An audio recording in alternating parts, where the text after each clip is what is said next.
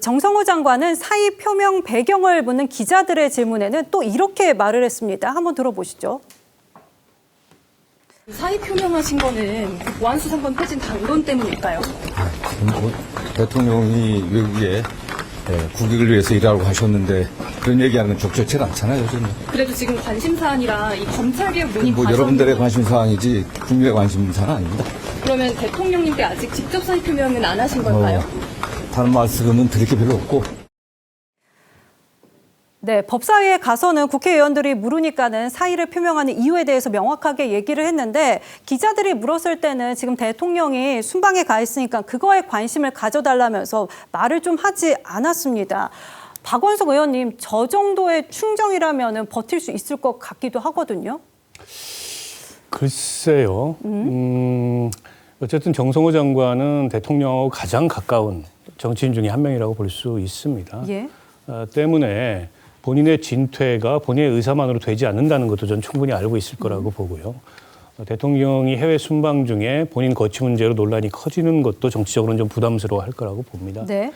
그래서 이제 말을 아끼면서도 어쨌든 본인은 더 직을 수행할 의지가 없다는 점을 분명히 밝혔는데 끝내 대통령이 사의를 수용하지 않는다면 정 장관은 또 남을 가능성이 있어요. 그렇죠. 만약 그렇게 남게 된다면 이 형사소송법 개정 문제를 어떻게 처리할지 이건 지켜볼 문제이기는 하나 160석이 넘는 의석을 가진 여당이 어쨌든 당론으로 모아서 결정한 법을 그 여당 출신의 대통령이 거부권을 행사한다. 이건 용기가 아니고 무능이에요. 그 전에 조정을 해야죠. 아, 예. 때문에 제가 보기에는 대통령한테 거부권을 행사하라. 야당은 할 수 있는 얘기인지는 몰라도 네. 여권 내부에서 그런 얘기가 나오는 거는 제가 보기엔 적절치는 않고 가능하지도 않은 얘기이고요. 아직 어쨌든 법안이 최종 성안이 안 됐습니다. 뭐 오늘 내일 사이에 성안될 가능성이 있고 그리고 법사위 본회의 아직 절차가 남아 있기 때문에 그 정도의 이견이 이 법안을 둘러싸고 있다면 지금이라도 조정을 해야 되는 거죠. 예. 그걸 통과시키고 나서 거부권 어쩌고 할 문제가 저는 아니라고 보고요. 그러니까 정성호 장관 판단에는 그렇게까지 가기는 좀 어렵다는 판단을 내린 게 아닌가 싶고요. 그리고 강유정 대변인이 지금 이제 순방 현지에서 브리핑을 하면서 국회의 결정에 어떤 내용이든 존중한다 이렇게 입장을 이미 밝혔어요. 네. 그게 원칙적으로는 맞아요. 예. 대통령이 입법권을 갖고 있는 건 아니고 입법권은 국회에 있지만 그 법안이 위헌적이거나 정말 도저히 이제 국민의 의사에 비춰서 수용할 수 없을 때 대통령이 거부권이라는 카드를 빼드는 건데 네. 보안수사권 문제가 그 정도의 문제로 대통령이나 혹은 청와대에서 인식하고 있을까? 그건 아닌 것 같거든요. 제가 보기에는 뭐 거부권 시나리오는 나타날 것 같지는 않고요. 다만 이제 정성호 장관이 지금 사퇴를 하게 되면 형사소송법 개정 이후에 공소청, 중수청이 출범해야 되는데 그 예. 거버넌스부터 시작해서 해야 될 일이 굉장히 많아요. 그리고 그거는 주무가 법무부하고 행안부입니다. 예. 근데 여기서 주무장관이 갑자기 손을 놓고 새 장관이 들어와서 임명되는데 또 뭐 20일 걸리고 뭐 하고 그게 가져올 여러 가지 혼선이 있기 때문에 아마 그 점을 대통령이나 청와대나 혹은 여당에서는 굉장히 우려할 것 같고 네. 그래서 아마 정성호 장관에게 유임을 설득할 가능성이 있는데 그렇게 됐을 경우에도 정성호 장관이 계속 사의를 고집할지 좀 지켜봐야 될 것 같습니다. 성치훈 대변인님 반박하실 거 있을까요? 거부권 가기 전에 거부권 가는 상황까지 만들면 안 된다 이렇게 말씀을 하시거든요. 그렇게 되면 가장 좋죠. 그렇게 되면 가장 좋고 지금 형사법 개정안에 뭐 지금 당론을 추진하는 과정에서 뭐 우려하는 목소리를 다 담아냈다. 예. 나갈 수 있다고 하지만 일단 제가 볼 때는 여전히 허점이 좀 보이거든요. 저는 그 법안을 통과시키는 과정 속에서 저를 설득할 필요도 없습니다. 저는 그 최근에 국회 토론회 뭐 이런 데 찾고 계시는 그 보안수사권으로 좀 그래도 구제가 됐던 그런 피해자분들, 유족분들 이런 분들의 설득이 있어요. 이런 분들을 설득해야 되거든요. 그래서 그런 분들이 설득된 아니라면은 거부권 행사할 필요 없죠. 예. 그럼 여론도 바뀔 겁니다. 근데 그분들을 설득하기 위한 노력들을 지금 안 하고 있잖아요.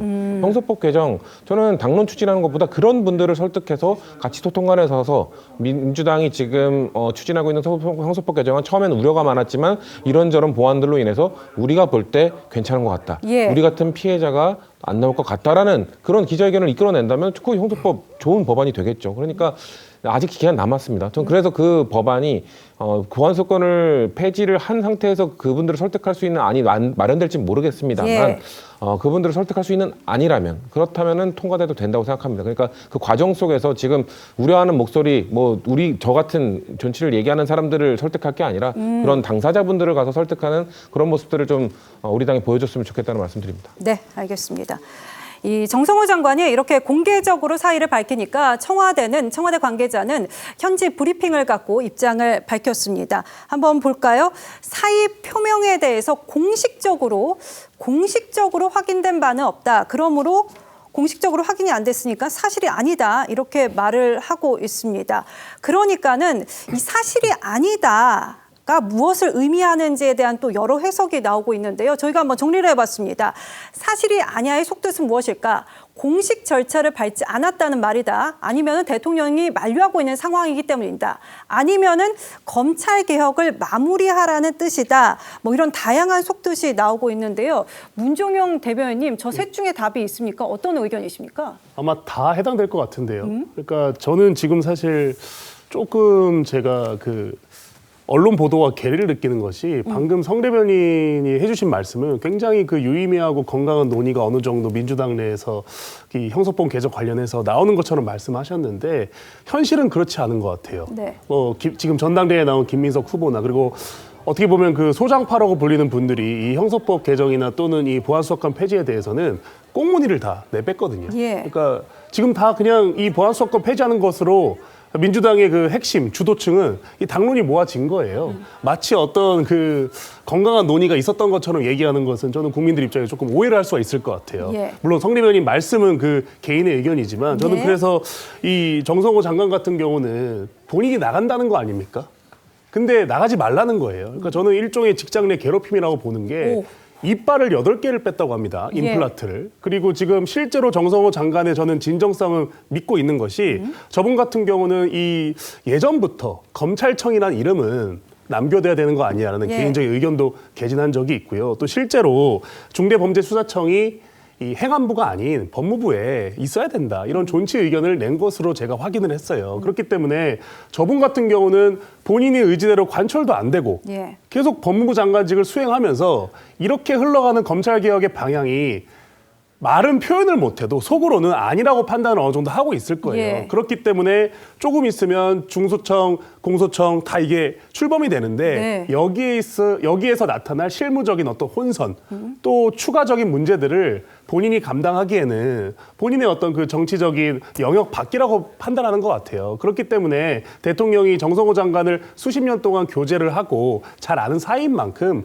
이쯤에서는 정성호 장관의 어떤 저런 부담감 짐을 덜어주는 게 그리고 덜어주는 방식은 저 장관직에서 물러나고 어떻게 보면 한 명의 국회의원으로 돌아가서 오히려 대한민국을 생각한다면 지금 민주당 내 어떤 건강한 야당의 어떤 모습으로 역할을 하는 게 더 좋지 않을까라는 생각을 하게 됩니다. 네, 김성태 원내대표님은 청와대가 지금 사의 표명에 대해서 부정하는 이유를 뭐라고 보십니까? 또 일각에서는 후임자가 좀 없는 것 같다 이런 얘기를 하기도 하고요. 사의를 수용했을 경우에는 보안 수사권에 대해서 입장 균열로 좀 비춰질 수 있기 때문에 그래서 지금 부정을 하는 것이다 얘기도 하던데 어떤 게 맞습니까? 그러니까 대통령 직원에 아주 책임 있는 그런 역할을 지금 수행하고 있는 사람을 내가 어제 좀 볼 일이 있었어요.